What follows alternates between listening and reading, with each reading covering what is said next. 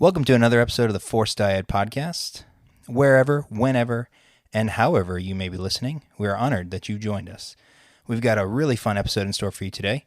We're going to discuss the Disney Plus Day disappointment and discuss our thoughts on the Kenobi Sizzler trailer.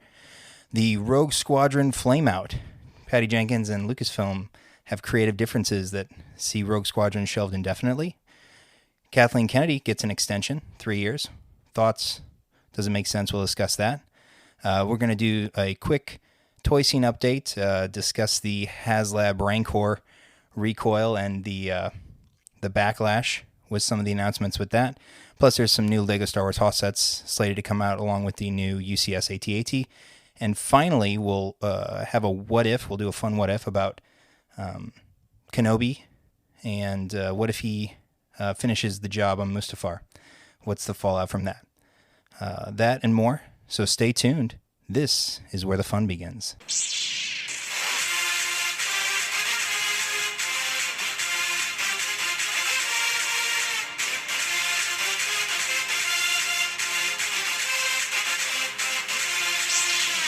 And welcome to episode 16, Force Dyad Podcast. The host with the most, Jedi John. You stole my intro. I sure did. You can be the hostess with the mostest still. That's fine. I prefer the debonair sidekick, Obi-Sean. Obi-Sean and Jedi John here, as always. We have a great show planned for you guys. Yes, lots of fun news and notes to discuss. It's been a heavy news cycle the last 7 to 10 days. Yeah, and as always, we want to fill everybody in on our wonderful fantasy football league. Oh, yes. I just want to jump right into that. Go for it. It's the most exciting thing we have going for us this week, just you and me, because we're playing against each other again. We are. And as of now, thank you, Tom Brady, for throwing a touchdown. I needed you in one league, but not in the league I'm playing against Obi-Sean in, so I'm now losing. So we're just going to move on from there, though. Oh, we should not skip over that. We should not skip over the fact enough. that... That's enough. All right. Well, you're in what, the 11th place? Or are you in last in that league? In which league? Or NFL? Or you're I'm in 11th. You're in 11th. You're not 12th. Yeah. I should be in like third. Well, that's where I am. Yeah. That's convenient. It's amazing. Whereas in our other league, you are in fourth. Yeah, fourth or fifth. And you and I have like some of the least points scored, and we're technically amazing. We're technically in playoff positions. Amazing head coaches. Yeah. I think that's what that's called. That's called luck of the draw. Head coach of the year, right there. Okay. Right. But yeah, I had to fill you guys in on our fantasy football. That's our sports segment for this cast. And that's it. We're done. Okay, great. Before we jump in, we'll plug the socials real quick. If you're so inclined, you can follow us on Twitter at Force Dyad Pod, Facebook and Instagram at Force Dyad Podcast. And if you're browsing the web and you want to read some reviews and stuff like that, you can pop over to our website, www.forcedyadpod.com.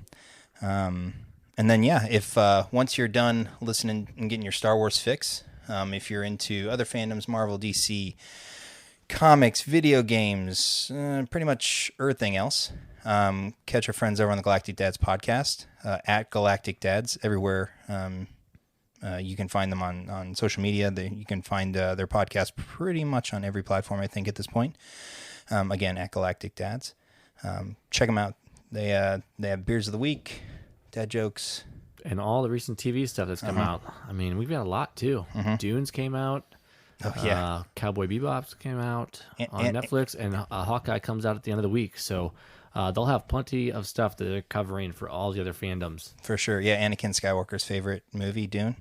Yes, all sand, all sand, all the time, just all sand. But it does have Oscar Isaacs in it, so you do get a little bit of you get a dose of Star Wars. Oh, so this time they stole from Star Wars. Yeah. Yes. Wait. Yes. Okay. Great. Great time with Dune. Actually, pretty good film. I enjoyed it on first viewing. I don't know anything about it though, so it was just a cool sci-fi film for me. Do they have crate dragons in that? Is that what chases them under the ground? It's like the crate dragon. Okay, we'll move on. Okay, so our first topic tonight, we're gonna just run through. We're gonna talk some toys real quick. Do I really want to do this? Well, for those of you who don't know, Jedi John works in retail, and so Friday is far and away his most favorite day of the year, and he's he's seething with excitement. And so we thought we'd lead off with the toy discussion because that's generally his happy place. And over the weekend, or maybe that was Friday. It was a Friday. Was it? It wasn't the Friday that was my favorite day, but it was. But it was this past Friday where they had the HasLab live stream about the final tiers of the Rancor. were released. Yeah. So tell us about that. Give us your thoughts. It was a really exciting live stream. The people on the live stream very, very excited about what was being shown. The paint apps actually look pretty good for the Rancor. If I'm being honest, the Rancor itself looks very good. Were they're just renderings, right? They don't have like a physical piece to show, right? No, they did. Yeah. Oh, they did. Oh, yeah. They had it. He could stand on its own. Like, it looked good. Like the Rancor itself, the paint apps on it looked pretty good in my opinion. I'd be super stoked to place that figure on a shelf, open, like full wingspan, because it's a monster and I want it to be a monster. Unfortunately, the tiers are not stacking up to what people would like to see with the Rancor. Real quick, just not being a toy collector, can you name the characters in the Return of the Jedi that, I don't know, interacted with the Rancor? A few of them. Okay. I do know a few. Can you name a couple that actually interacted with the Rancor? So you got Luke. Oh, Luke. That's a big one, That's right? an important one. Yeah. There was a bone at some point that interacted with his mouth. Yeah. But that's not a person, right? Bones, But you got the shirtless, you got the his handler. Yeah. Right? The Rancor Keel. Yeah. There's a Gamorrean guard. A Gamorrean guard, yeah. Who gets eaten. And then the Twi'lek, Ula. Ula, yeah. Ula, who falls down first, along with well, that was early before. Yeah. Anyways, but yeah. But the four characters that really interact with it are Ula, Luke, Gamorrean guard, and the keeper. Right. Mankili, I think his name is. So when we got our, stretch goals for this figure, which normally are like big accessories for the figure or add-ons or extra figures that play along with the figure. Because the Razor Crest's stretch goals were excellent with the added, like the armory. They had the special the armory, Jawa. the figure, the special Jawa with the open egg. They did release a vintage figure with the full egg, They but had not the open egg. They had Grogu in the pram. Grogu in the pram, and I think they also had a bounty. The bounty. Oh yeah, they had the carbonite slabs. Yep. Really cool. Made sense. Was in the show. So the first tier for the Rancor was the Gamorrean guard. Makes sense. Totally. Like, I'm good with that. Gamorrean guard, we need one in there. Sure. It's just repackaged with a coin on it. Okay. I mean, I'm a in-box collector, so I would take a exclusive box piece. No problem. Same figure, though. It's the exact same figure. That's right behind you. He's staring at me right now, the pig. Anyway. He looks menacing. He is. I mean, is that? But it'd be cool. the 3.25 inch. No. Oh, it's a 6-inch fig. Oh yeah, the Rancor was based on the 6-inch Black Series figure. So this thing is massive. A monster. This thing's massive. When okay. I say it was gonna be a monster, it was gonna be. It's huge. Okay. A monster. I mean, it could have lifted that piggy right there, just right up, ate him right in his mouth. I saw tier 2 was a really awesome cardboard background. So, yeah, it was a cardboard background with the rocks and stuff in the background, and that should have just been included in the box work.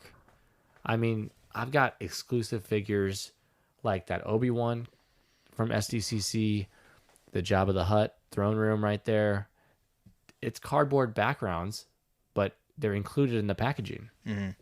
That makes sense. So this should have just been included. The thing that was extra on tier 2, I felt like, was the bone kit, which, you know what? That makes sense. You got a big bone, a skull, a couple things to play around in the diorama. That's cool. Like, people want that stuff too. So that stuff also could have probably just been thrown in. Did it come with the sand that they had it placed in? Like, were they going to give you like a packet of sand? No, it's just the Rancor was original. Like no, in the bone, like with the bones and stuff. Oh no, I believe it's just the bones. Just the bones. Okay, so you have to supply your own sand. Yes, got it. Yeah, call Anakin. He'll bring some, because it'll be off his planet wherever he's at. But then we got the 3 and 4 were the ones that we were all waiting for, because we were really, really hoping it was going to be the Keeper and Ula. And instead, the last one is Luke at 19,000 backers. We get Jedi Knight Luke. 19,000. Yes. So how many is it 5,000 to get it off the ground? 9,000 to get it off the ground. Okay. and I'll go into the numbers in a minute. Yeah. But 9,000 to get off the ground. I believe it's 11 or 12 for the Gamorrean guard, and then 14, 15 for The cardboard and the bones. cardboard and bones. And mind you, this is a $350 figure. Yeah, I it's think. a $350 figure. Yeah. Actually, I think it's lower than that for the bones and Gamorrean guard. I think it might be 10 or 11 for Gamorrean, 12 or 13 for bones. I want to say it's 15 or 16 for. Oh shoot! I'm gonna forget the pet monkey for Jabba the Hutt. No, Salacious Crumb. Salacious Crumb. You sorry. get a Salacious Crumb. Yeah, that's tier 3. On the exclusive card back with the coin is so that's the tier 3. Salacious Crumb, which they just released a Salacious Crumb in a monster pack for Disney parks. They just released it. It was available on Disney's website for Disney Plus Day. Do you want me to pick you one up when I'm there next week? So you don't have to. Yeah, that'd be great. I don't want you to pay shipping. You'll just have to take an extra suitcase for how wide it is. Oh, is it a large pack? It's one of the, it's like a monster. It's like a 4-figure, I'll 4 or figure it 5 out. figure. I'll figure it out. Yeah. But yeah, so they're doing. They did those. They already put them in there in the pack with like a couple other creatures, and so everyone was just like, "Why are we getting a repack? Oh wait, we're getting a repack again. That's why we're getting it because it doesn't cost them anything extra just to shove them in there." And then at the 19,000 level was the Jedi Knight Luke repack. No, it's it's basically the same sculpt, but they did do a few new things with him because, he looked good. But the problem is it's the 40th anniversary of Return of the Jedi next year. So everyone knows that there's already 2 years, I guess, right? 83. 83, yeah, 2 years. But everybody knows that they're going to put Return of the Jedi Luke Skywalker in the repacks for the 40th anniversary cards, which I have for the other 2 movies that are behind you also right now. So everyone's like... They're not really good incentives. No. That's basically what you're saying. Yeah, so since the time of the live stream on Friday, I believe we were at 5,170 or 5,180 backers for the Rancor, and everybody was kind of waiting for this big live stream and people getting excited and all that stuff. Yeah, we're under 5,000 now. I think we're under 4,900 now. I mean, it lost over 200 backers in 3 days. And it was steadily going up like, I don't know, 40 or 50 a day until that point. And only a couple weeks left in the campaign unless they extend it, which I imagine they will. Do you expect them to? Yes. So it closed at the end of the year, or it's supposed to close in mid-December, like early December. I think it's the 14th actually. If my memory's serving me correctly. But they've done this with other figures in the past where they extended the campaign when they weren't getting the backing they expected, and they have retooled things or tried different things. But the collector's realm that I'm in is pretty much unanimous in saying that it's too expensive for what they're not giving us. And my favorite quote of the day was, "No oolah, no moolah. See ya." I mean, so I just plugged in the number. So $349 times 19,000 backers. It's $6.6 million. Yeah, that's for all the tiers. For pre-sale, for all the tiers, right? So to get even a fig that, or a fig, I say fig because I'm used to Lego, but a fig. Yeah, it's the best figure you can get for the whole thing. Right. So it's at the very end, right? Which I understand is a stretch goal, but you got to have something. You have to have tiers in between that make people want to be like, yeah, I want to get that. So, is the Rancor too big to fail? Will Hasbro let it die? Well, generally, like a week or 2 out from the closing of the campaign, they'll fill in some fake, I'll quote quotation marks around fake backers. They'll cook the books? They'll cook the books a little bit. No. To push the number. Gasp. To create some excitement. Because if they can get it closer to the tier level, I mean, why wouldn't you push it a little bit? And then you can take your fakes out if you need to. I mean, it's just so it's a pump and dump. It's how the game goes. It's right? like a meme stock. Yeah. So like all of a sudden, if you're like 30 away from a new tier, well, once you get those 30, and then you surpass it because they're like, oh, well, I'm getting this tier now, so I'll back it too. They'll start backing off their orders. It's all a crazy scheme for stuff. But that's just it. Like, and it's kind of sucky because it's a huge Black Series want. Like everybody wants the Rancor made, but could they not just make it as its own standalone thing and then make it one of these huge $120 or $150 figs? So the problem is this TIE Fighter over here. Yeah. This was the first vehicle made for the 6-inch Black Series line. The other ones are above you. It's like Ray's Speeder, the Land Speeder, the Dewback. Right. And I think that's Emphas Nest on the very end. Number 5 was Emphas Nest on her bike. Yep. So, but this was the first vehicle made. Hasbro probably lost, I don't know, a couple $1 million on this. Well, because they sold mostly at clearance at Toys R Us and Best Buy because nobody wanted it at the $120 or $150 price point it was at. It's a huge vehicle. You're looking at it. It's massive. So it's what, probably about 2.5 feet tall by a 1.5 wide. Yeah, I mean it's a 6-inch, and it comes with a pilot. Okay. And so like that's a 6-inch Black Series vehicle. So the Rancor sizes up in scale. For that. But if it's a want, here's the thing, right? So if you've got 5,000 people who want to buy it at $350, right? If you could make it for less than that, you could, and still make money and get more people in. Like I bet if it was a $200 fig, you'd have backers. Well, and that's tomorrow. The other thing too is like they just released a Sentinel earlier this year, which was backed. I mean, I think it maxed out its tiers also, but it had LEDs, it had swappable heads and swappable hands, and we saw it in pre-production holding up X-Men like figures like a Sentinel could.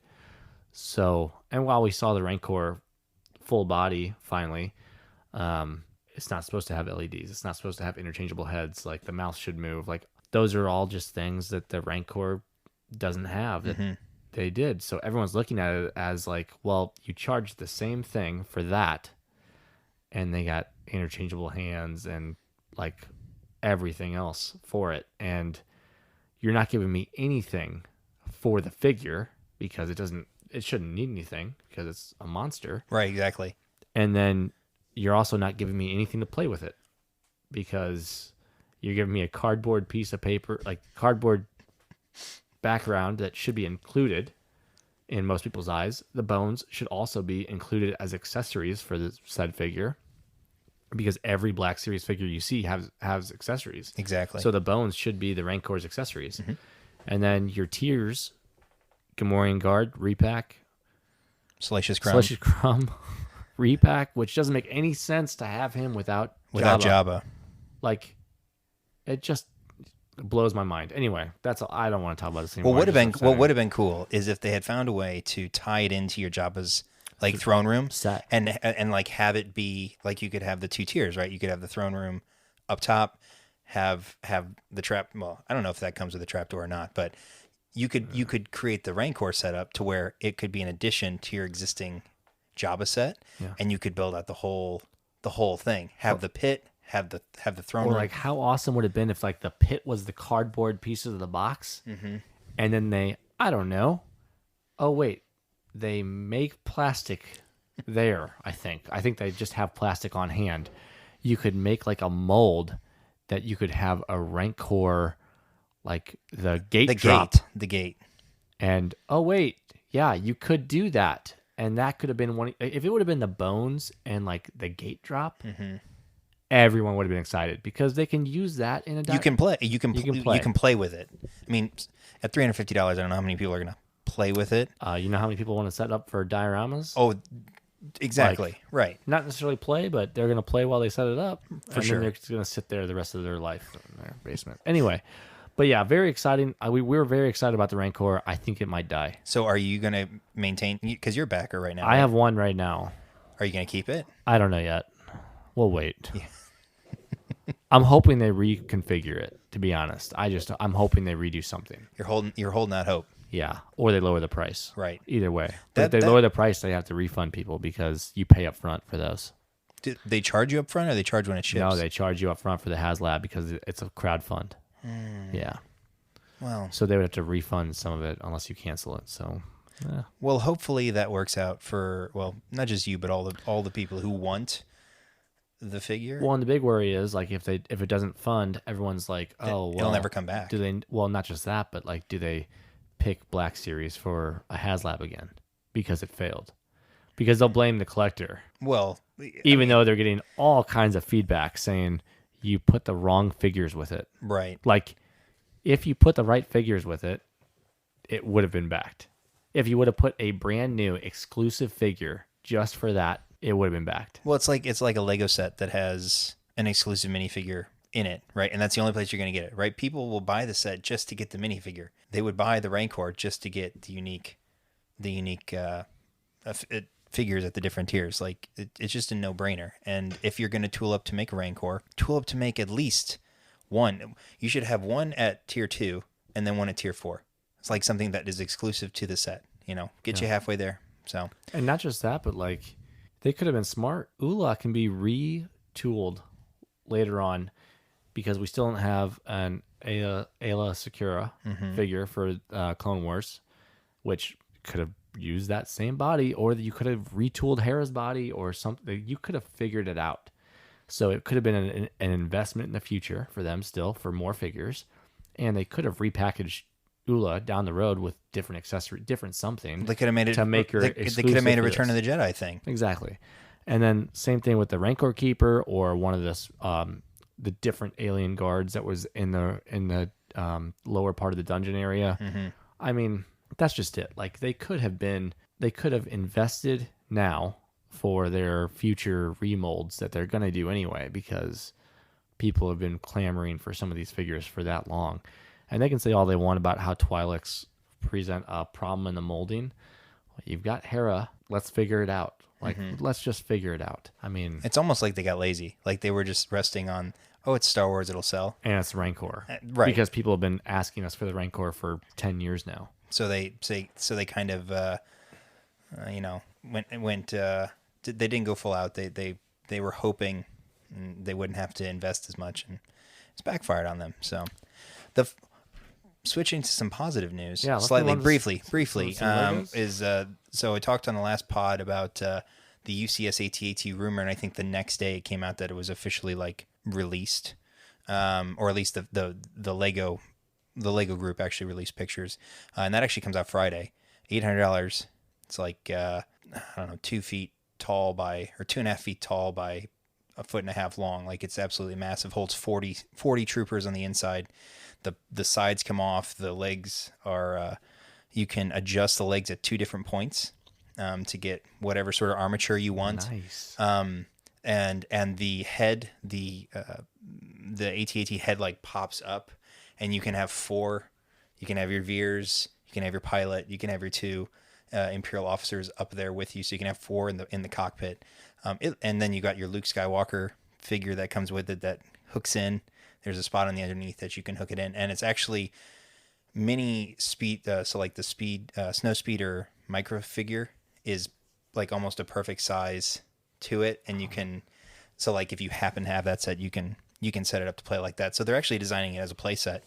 But so you trying to sell this on me now, or you gonna wait till it actually releases? Well, again, comes out Friday, so if you want it, you're gonna need to be online at probably 11:30, because it probably will sell out immediately. It's 2 a.m. on the west, on the 2 a.m. here because it's midnight on the coast. So it'll be, or no, actually, I think you can buy it. I think it's midnight Eastern.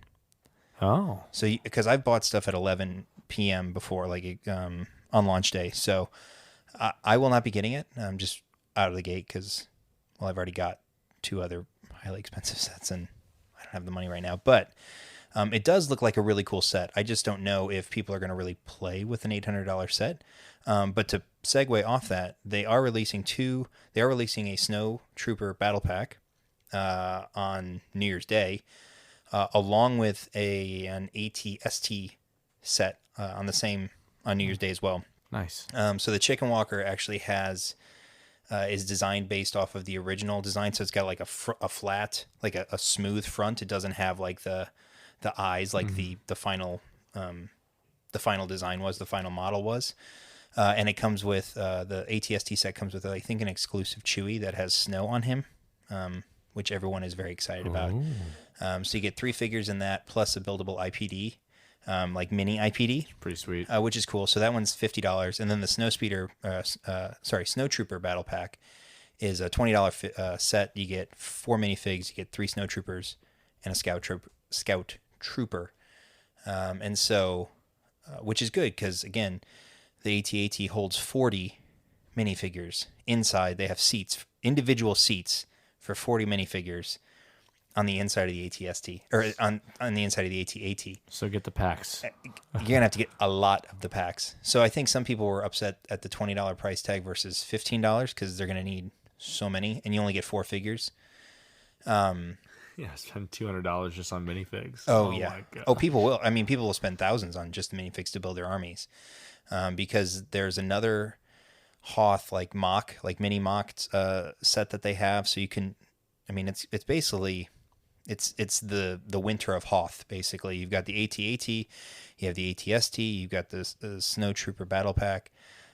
So they're kind of going all in on Hoth from a Star Wars perspective. So, which is cool. I mean, like I said, the AT-AT it looks amazing from all the videos I saw. It looks like an incredible build. It's just absolutely massive. So if you're going to get it, you need plenty of space for it. So, well, it sounds exciting though. It is. It's very exciting. Unlike your Rancor. So. Yeah. It's okay. It's okay. I'll survive. I only spent like 12 or 13 minutes complaining about it. It'll be fine. It'll be fine. Well, speaking of complaints, oh gosh, we're gonna segue. Let's go right into Disney Plus. We're gonna segue into the Disney Plus disappointment, at least for Star Wars fans. I know Marvel fans got more than they could ever hope for. I think as far as announcements between, I think it was like 6 shows and like a movie or 2 movies or anyways. All we Star Wars fans got was a 1-minute sizzler trailer for Kenobi. But we saw so much during it. Wait.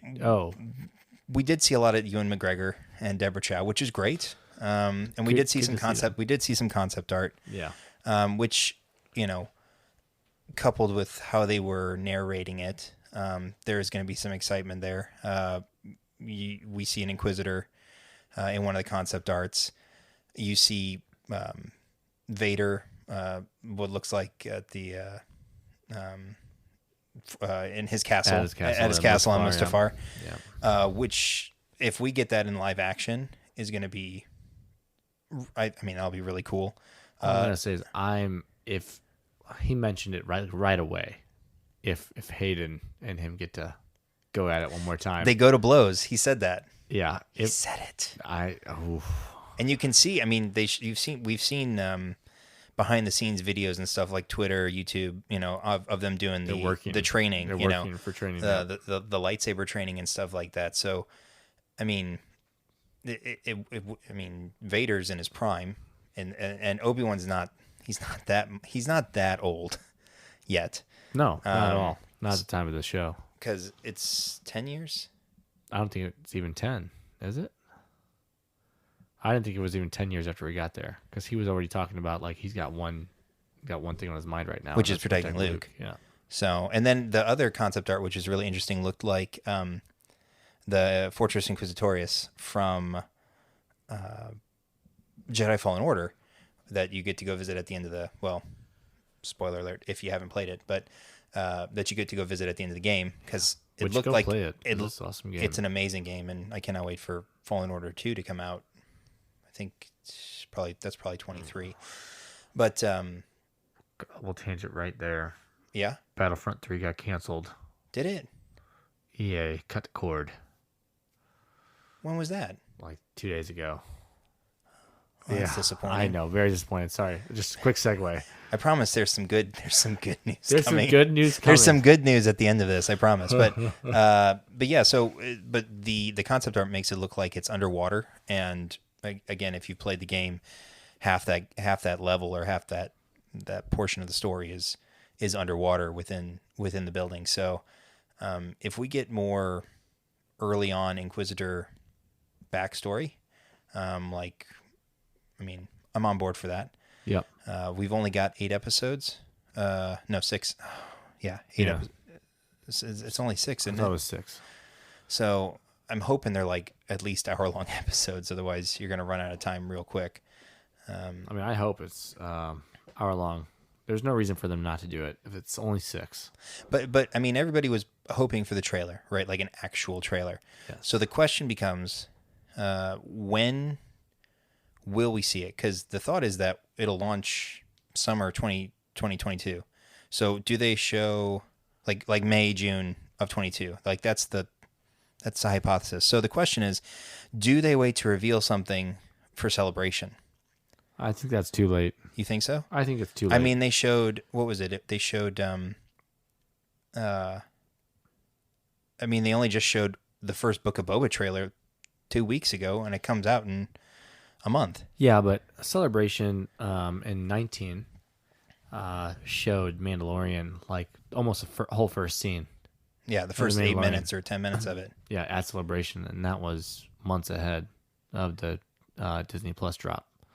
It was 8 months. No, excuse me, 6 months. Yeah, So, because like, it was October. So Celebration's gonna. I mean, if they show something for Kenobi, it's gonna be not a trailer. It's gonna be it's a scene. Like they're gonna show something. So, I just think we're gonna get a trailer before that. So do you think they do like during an NFL playoff game like they have in the past? Oh, they could. That'd Since, be fun. You Why know, not? like wait for a play, either that or do they go big and run like a Super Bowl ad for it? In my head, like for something like Kenobi, it's got to be like a Super Bowl preview kind of thing because, like you said, like we just got Book of Boba last week, and I mean it's out in a month or 6 weeks, right? Well, we already know Boba. We've already been introduced to him in this world, so he's not a new not that Kenobi's new character by any means, but like he's not a new character on this platform. So we didn't really need anything crazy because we already knew where he was kind of going because we saw him take over Jabba's palace. So it's possible that the storytellers already knew that, so they were just give him a trailer 6 weeks out. And the fact that specific trailer, along with all the other announcements for Book of Boba, tell us that it's continuing the story of the Mando. So I don't know. That's kind of like it just runs together with Mandalorian versus Kenobi is brand new standalone on the platform. They're gonna save the trailer a little bit, and then we might get a sneak peek in May. So we're thinking. So our hypothesis is that it's going to drop Super Bowl. You think they're going to run a Super Bowl ad? Why not? That would be cool.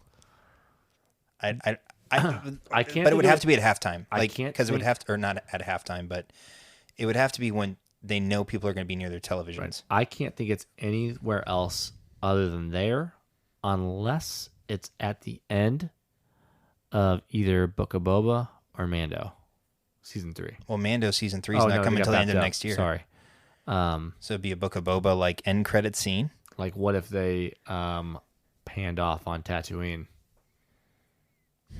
They are on Tatooine. So, but then, okay. So the only thing to that is that you're limiting the number of eyeballs that can see it because you have to have. Not saying that most people don't at this point have a Disney Plus membership, although the numbers were low. If the people are for the shareholders planning for Kenobi, they may be waiting until Kenobi drops. Nah. If they're interested in Kenobi, they're interested in most of the Star Wars shows that are on there already. Live action. That's true. That's true. I just think that they would use again something that's going to have tons of eyeballs, whether that's an NFC, AFC championship game or a Super Bowl ad. Yeah, they want that 6-year-old guy that has never done Disney Plus, but is like Obi-Wan. Hey, that Ewan McGregor guy, he's got a nice beard. I'm going to watch that. So I mean, aside from that, there was no movie updates. Filming updates. There were aside from the fact that Rogue Squadron is not happening for forever. Although we did get news, not necessarily on Disney Plus Day, about a live action Old Republic movie that is going to apparently fill the gap. We hope. Yeah, we'll see. It's supposed to come out at the end of next year. At the end of 22. So I don't know how that's going to work. But aside from that, aside from the Kenobi stuff, there was nothing.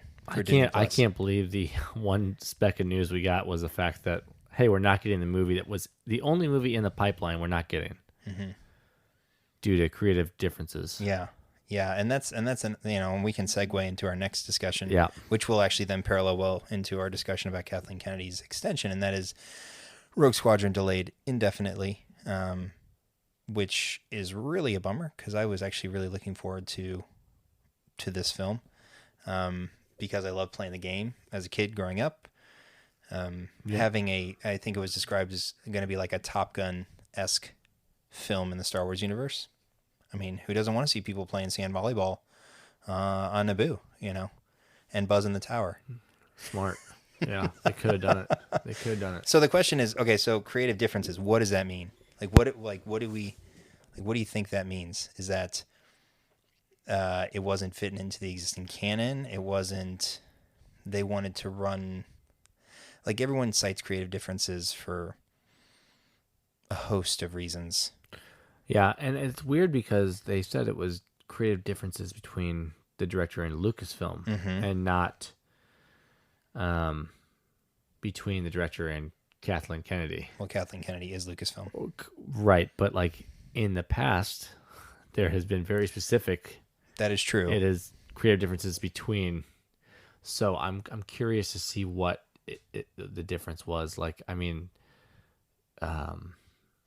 do you think it was just behind schedule, and it was either behind schedule or they didn't have the right people in place as far as Lucasfilm considered as quality actors or actresses? you think it was the cast? I do. Okay. And we don't have a lot of info about that. But the director was hired by the same CEO that we've had or the same head of Lucasfilm that we've had for the last decade. So if the head's not coming out saying I'm the problem or the problem's with me, then the problem is other places with the board or whatever else. So somebody was worried about either casting choices or writers or writers. But usually, if in the past, if it's been a writer, they just get new writers. They just cut them and get them like happened in Solo and the Rise of Skywalker. Oh yeah. Yep. So like, yeah, if it's a problem with the writing, Kathleen Kennedy is not shy from, hey, we're just gonna replace you because we can do that. So I think it was a problem with either the cast or the direction of the movie wasn't what the board saw fit for the direction of the company. Because I think Kathleen probably got outvoted here because that's her director she hired. Yeah, and if it's the direction of the film, so I mean, just kind of trying to brainstorm ideas of what the movie would actually be about. I mean, it's a starship movie. It's dogfights. It's like the question is, what is the story? Like, what is the actual story? Like, what is the plot? What drives everything? And again, let's go back to Top Gun. What they were going to compare it to. I mean, it's a romance movie with fighter jets, right? Yeah. When you talk about Rogue Squadron for Star Wars, what do you want to see, Sean? I want to see explosions and action and different whatever main. There's one main mission and maybe some sub missions that are like subplot points that we're working through, right? And then probably some what you would expect, some team disagreements and some turmoil, and then they come together to finish the main mission. Right. Yep. And I'm guessing that they try to make Star Wars into a romance. You think so? Space. You think that space romance? I mean, they did that in the prequels. They did that. They did it. Yeah, with the heavy layering of political intrigue and everything like that. But I mean, it was very exciting with the blockades. It was super exciting about I mean the because it would have taken place during the Galactic Civil War, right? So they would have been attacking Imperial installations, which would have been cool. Yeah. I'm sure you could have tied it into some sort of ground force assault, similar like what happened in Rogue One on Scarif. I mean, you could have made really cool battle scenes like that, but and maybe that's it. Maybe it was the Maybe it was underlying. costing too much. I can't imagine Disney and Lucasfilm saying, I don't "You know think what? that. This I don't think costs that's too it. much." I definitely don't think that's it. So yeah. So you're right. It could be the casting, or the direction. I guess we'll never know because nobody's ever going to come out and be like, "Oh yeah, it was." It was this. I mean, the question becomes, is it dead? I mean, it's been shelved indefinitely. I mean, it could get picked back up. You've got this supposed Old Republic film. You've still got the Taika film. I think Ryan Johnson's still supposed to get a trilogy at some point. No, Hope not. You don't think so? Don't think so. But the thing is, you go back to Well, maybe if he owned a trilogy, it might be good. well, but so think about the original or not the original trilogy, but the first trilogy that was announced with Weiss and Benioff, Yeah. the Game of Thrones guys, and that lasted all of like 6 months before they were like, see ya, because of the same thing. So the question is, Because of what same thing? the creative differences, the perceived micromanagement of the creators. So okay, let's just take off. I'd like to hit the pause button. I'm Yeah. just gonna, no, the Weiss Benioff problem is the problem that they took a show that was like Game of Thrones was written for them, Most of it was. and you can tell when it stopped being written for them. They're not good writers. Creative- like they're not creative minds. like they can direct and create cool scenes. Like I'm not going to deny that. Like Game of Thrones was visually stunning. That's great. Star Wars needs to be visually stunning. So you need them on your art projection team and your producing team in some cases.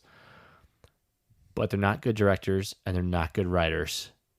And so they probably started writing their scripts, and Lucasfilm looked at them and started laughing and said, "This is your dialogue?" Because if you look at the last season Hold of on, Game of Thrones, time out. If you look at the If we're going last, to talk about dialogue, I don't want to go. Let's not dive too dialogue deep has never stopped them before.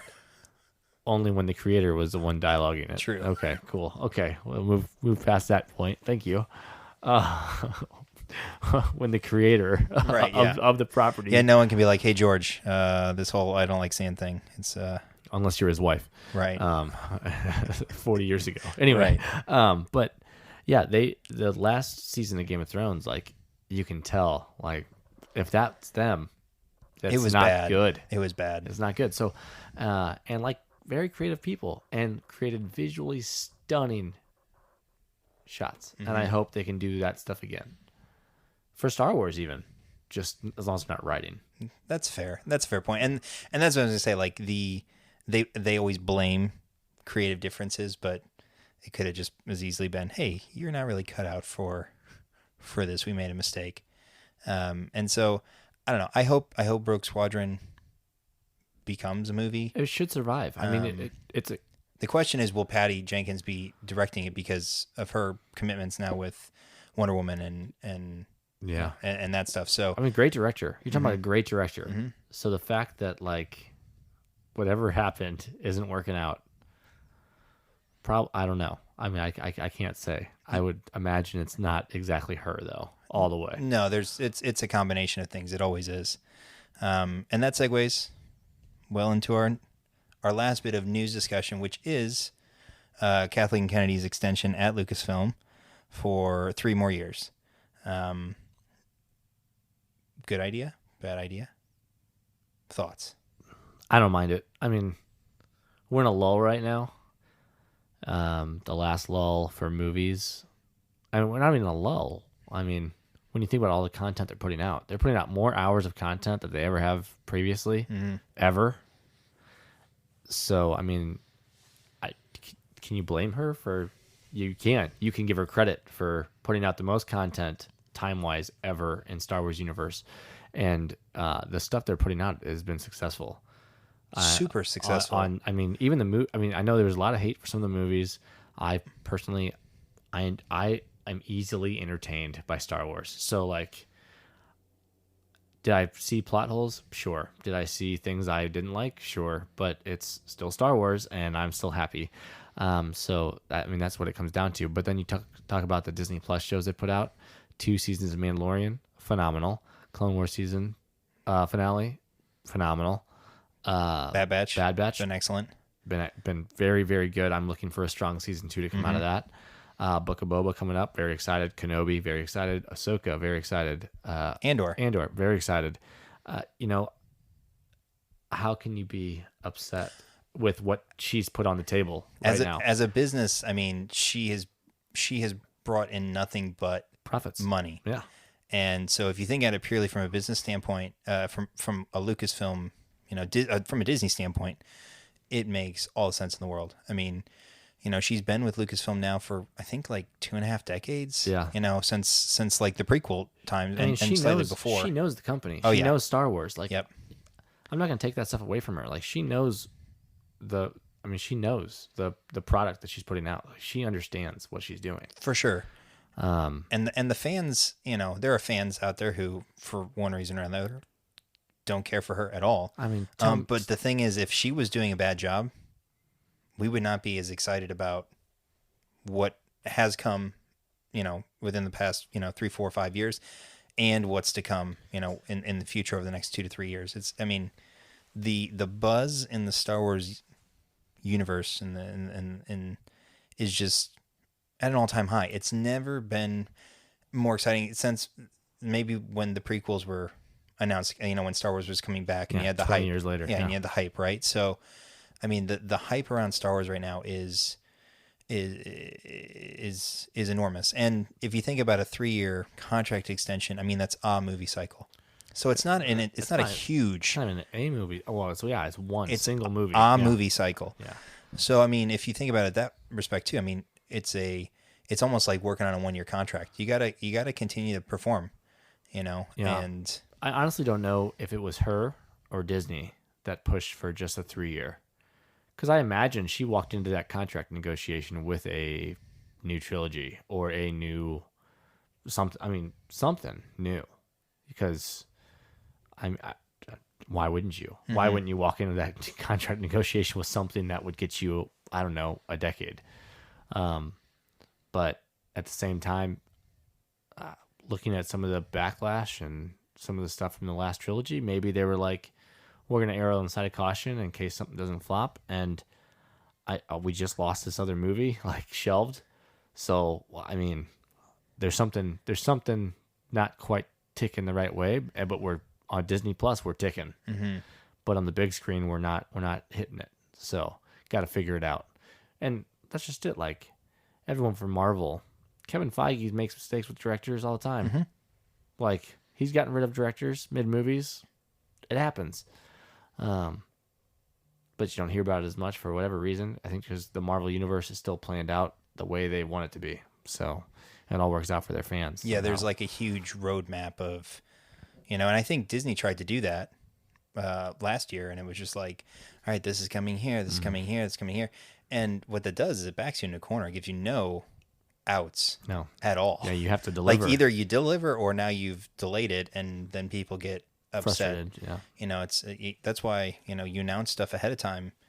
You build that anticipation, and then people are expecting it. And then when you don't deliver, you're going to get hit. Yeah. People get pissed. And so, I mean, again, just the discussion points is that, it makes total business sense for Disney, for Lucasfilm. Plus, you have the new indie movie, Indiana Jones movie coming out next year. So, or no, that's 23 now, I think. 2 years, yeah. But even still, I mean, you've got the new indie film, which Lucasfilm is doing. So, and she's heading that. So you've seen behind the scenes pictures with her and Harrison Ford and stuff like that. So I'm actually looking forward to the new indie movie. So, all in all, you can't fault her for her business. She's making money for her steering of the ship. I mean, she, from a business perspective, she's as good a captain as you could probably hope for. So, and even with the backlash of the sequels, like, they made a ton, so much money.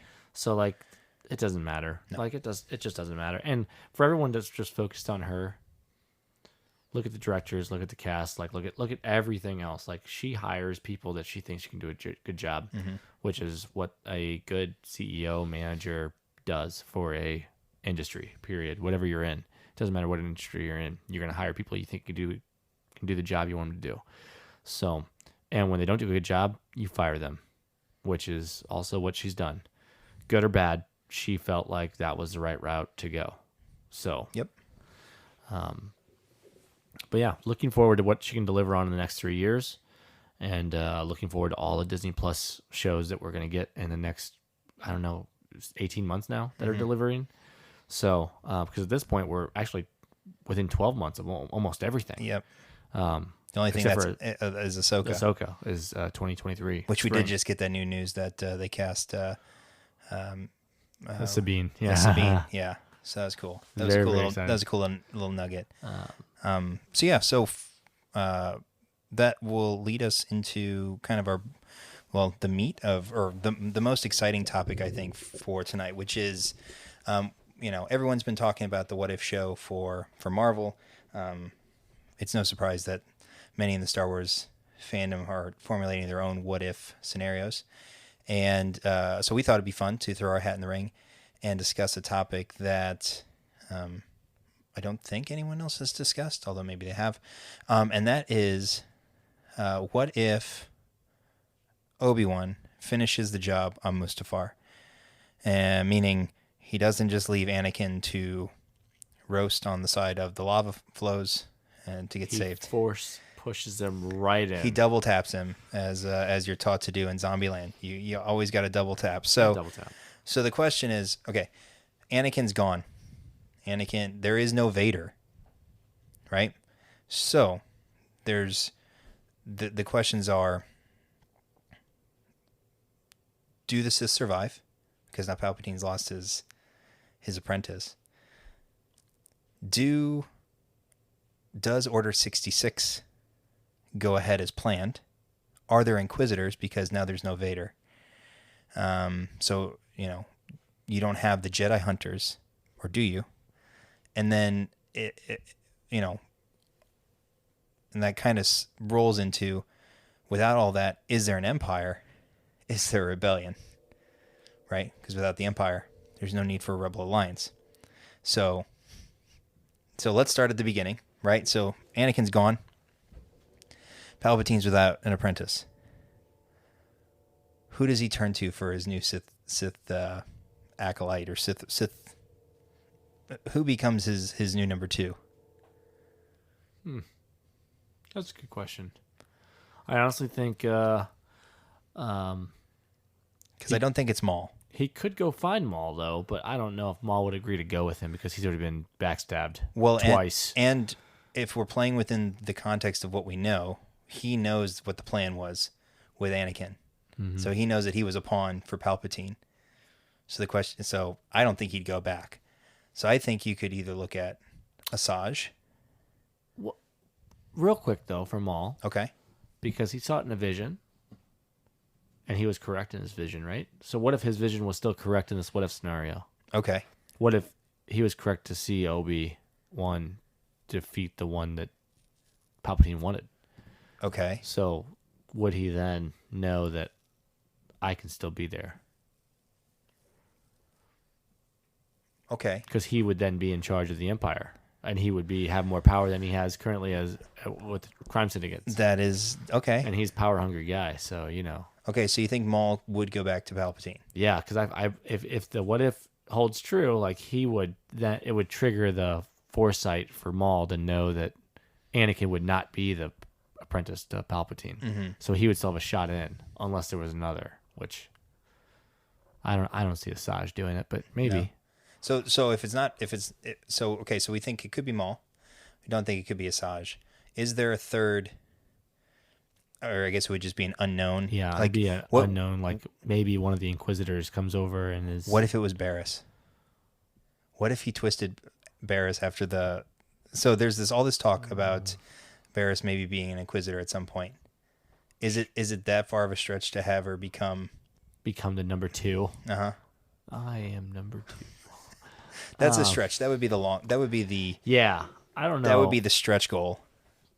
I don't know. I mean, you also have all these other acolytes that we've ran into in the sequels that are like, I mean, you saw the whole Sith acolyte system. Oh yeah. So there are more Siths like that could have come up as an apprentice. Like it's who he saw as an apprentice all along. So my favorite's still Maul, but all right. So let's play Maul becomes the apprentice.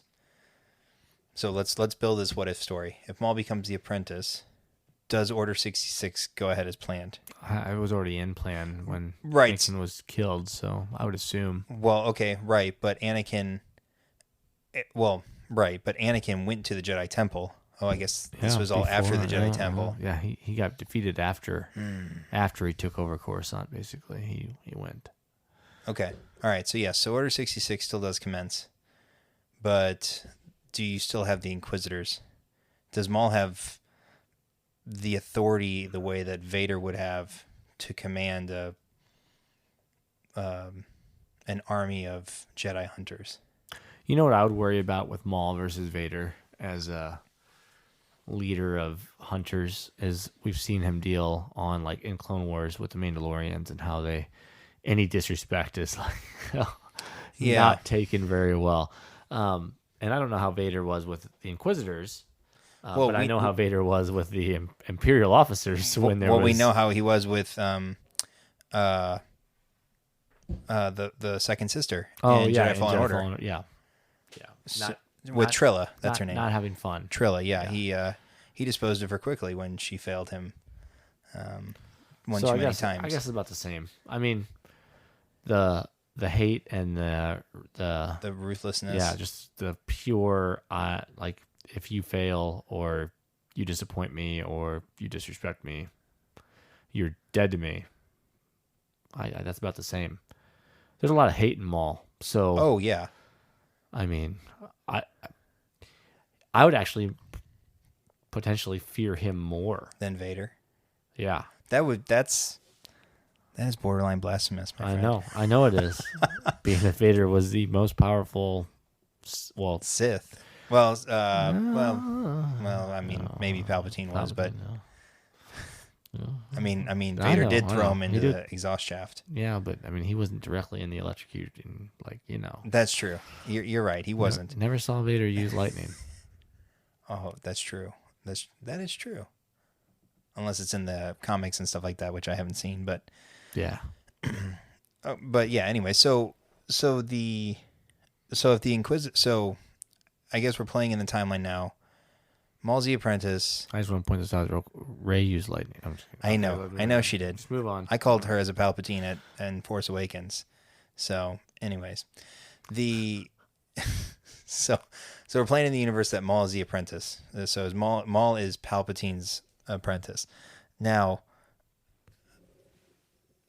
if he's able to set up, an Inquisitor sort of system like Vader, I guess technically you could play it out the exact same way.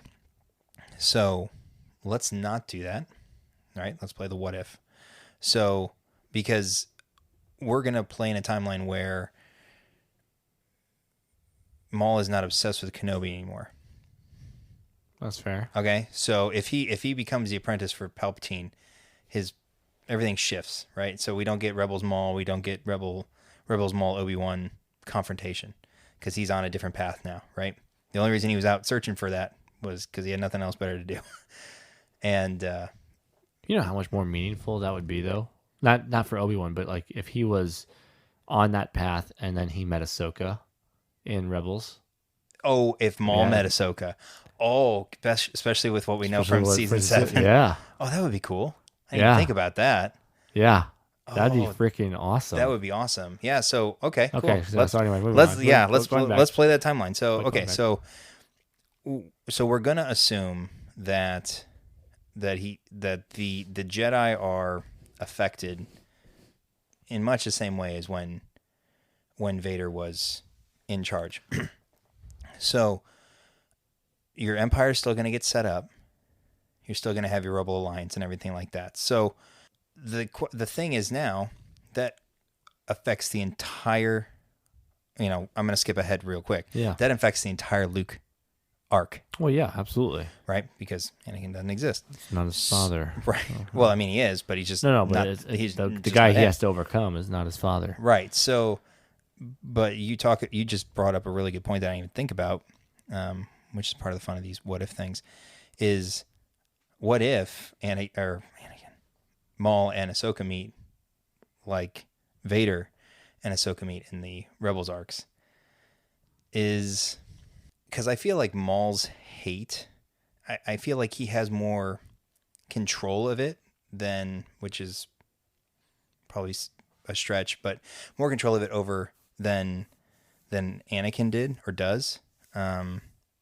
Because I mean, we almost see him turn back in Rebels, right? But then he snaps and he's gone, gone forever. So, is there, like, is Maul as the apprentice? Does it affect Ahsoka's arc at all? Yeah, I mean, a little bit, because I mean, let's take it to that Rebels fight scene when they get stuck in the Sith Temple, right? And if it was Maul versus Ahsoka instead of Vader and Ahsoka, she wouldn't be fighting her old master. Mm-hmm. She'd be fighting against a person that tried to get her to come with him before. Someone she's viewed as a true enemy from the beginning. Yeah, so it would change her fight there and her feelings and emotions towards him, because at that point she would just want to defeat him. Mm-hmm. Because I've already captured you once. Now you're dead now. Like that's it, So it would be different. I mean, and it would change her innocence as far as, I think that would change her innocence a lot, because we always view Ahsoka as like the pure, mm-hmm. but if she runs into Maul instead of her old master, she probably takes him out. She probably does everything in her power to just flat out beat him. Versus Vader, she tried to save him. It was more defense and trying to save him and turn him, because I still feel Anakin. Mm-hmm. And yeah, I mean, it would have been different. It would have been different. And Maul probably still would have taken the, I want to manipulate you to take over my master still. Mm. So I think it would have been, I mean, it would change both sides of the fight. Because Anakin never wanted to give in, but Maul might be in a sense to not necessarily give in, but can I manipulate her to get more power? Which is because he'd always be on the hunt for his next apprentice. Mm-hmm. Imagine him running into Luke. And that's the thing. Just like he was in the in between times where he brought on Savage and Ezra and everything else. Yeah, exactly. And so, if she kills him there, right, then we go back to square one and who's Palpatine's new apprentice. But if let's do a fun what if, and like you were just saying, let's this is fun. This is kind of like the this is like the build your own adventure books. I want two happy little bushes. Which is like, I don't know if that's how these what ifs are supposed to go, but they're fun anyways. So if let's say Maul is able to convince Ahsoka to take out Palpatine to end, because that would technically end the Rebels fight. I mean, yeah, if you defeat the Empire, right? Right. Except Maul, I don't know. Well, but Maul isn't Palpatine. Maul would never be Palpatine. Correct. So it's the lesser of two evils, right? In theory. Yeah. Okay, so let's play the fun game of, what if she says yes? What if she says yes, and they team up, right? And they do find a way to overthrow, overthrow, defeat. I mean, they're gonna kill him. They have to kill him. Kill Palpatine, right? Yeah. I mean, Palpatine did it to his master. I mean, he's not impervious. I mean, he does have great foresight, but I mean, he has been bested before by his own apprentice, in a different timeline. And so, I mean, it's not unfounded that, him being older, yeah, we could play that. So Palpatine's gone. Maul is now the standalone Sith. Yeah. The Empire's without a leader. So you think Ahsoka helps him take over and then just, hey. So that's the thing, right? So I'm out of here. I see ya. So it obviously depends on the story that he spins for her, or that he sells her. Because she is there to assist. And this is gonna probably ruffle everybody's feathers who loves Ahsoka, which is fair. I mean, we all love Ahsoka. I mean, Ahsoka's It's a still great just character. a what if. I mean, yeah. Right. I mean, So, I mean, she's gray. She has no tenet to the Jedi Order. She has no tenets to the Sith Order. she wants to do what's right. Correct. So, in that moment, the right thing to do is to end the war, right? Or is to end the not the war, but I mean, I guess Galactic Civil War is ongoing at that point. So, But truly, she said it in season 7. Like, she's always been a soldier. mm-hmm. So, right. So she fights, yeah. and in this timeline, in this what if, the Empire is the immediate threat to society, and if that threat is ended by removing Palpatine, perhaps she goes that way. That's a stretch, obviously, but if she does go along with it, it's done. It's over, assuming that the Empire were to dissipate. Now, we all know from Mandalorian that it fractures into different sects and stuff like that. So, but it's just Maul now. And does he continue to run the Empire as it was? I don't think so. I don't think he commands the same fear and respect as Palpatine would. Ooh, I disagree there. You think so? Oh yeah. Think about how he runs the crime syndicates. Think about how he took over Mandalore. It's all fear based. Everything he does is fear based. Mm-hmm. On Mandalore, first of all, he took the Darksaber by defeating Pre Vizsla, which we knew was going to happen. Mm-hmm. You're talking about a Sith Lord versus a Mandalorian. Mm-hmm. Had 1-on-1, like bad news. You're gonna lose. But even after that, it was pure fear for Maul, and then it was respect because Maul would fight with them. Yeah, so that's true. The way he commanded them, like he would fight with them, but they still feared him. And you figure too, if Maul is able to best Palpatine, even if it's unfairly, which is probably the only way you're going to best Palpatine is unfairly, then it's no different than when basically Kylo kills Snoke, and Hux is like, "What happened?" And he's just like, "Yeah, Force chokes you. Yeah, you're following me now. I'm the man. I'm in charge. Yeah, imagine the first. I'm the captain now. Imagine the first general that walks in the room. What happened here? You're gonna work for me now. Yeah. No, I'm not. Just quick choke. Force choke. Let's try again, shall we? Or it's gonna be you're dead. What's your name? Right. Oh, you are now promoted to general. Congratulations. Yeah, exactly. So Palpatine or Maul rules in a similar manner to Palpatine. So, basically Ahsoka ends up helping Maul take over the galaxy. Okay, right. And then we still have a Rebel Alliance. So, but we talked about it before. It throws off the entire Luke arc without a Vader or without an Anakin. Excuse me. Yeah, would he be searching out? Well, so he would still want to join the Rebels, presumably. Or is Return of the Jedi when Obi-Wan shows up for Maul? Boom. Just boom. There it is. Oh, the what ifs. Because he doesn't go to face Vader on the Death Star because Vader's not his apprentice. He's dead. Right. Well, and he's not drawn by his apprentice. He's not drawn, yeah. But like you said, does Maul seek out Luke? I think Luke would still want to join the Rebel Alliance, presuming it still gets there. Everything stays the same, except it's Maul at the helm and not Vader. So he's going to seek him out. He's going to seek out the rebellion. Presumably, Obi-Wan will still find him and, start train him up.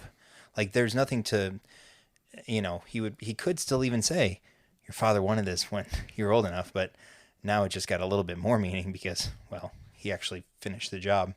I took this lightsaber off of your father's dead corpse. Yeah, that just got a little dark. but even still, like that timeline should still be the same. The only difference is there's no Vader to fight in the Death Star.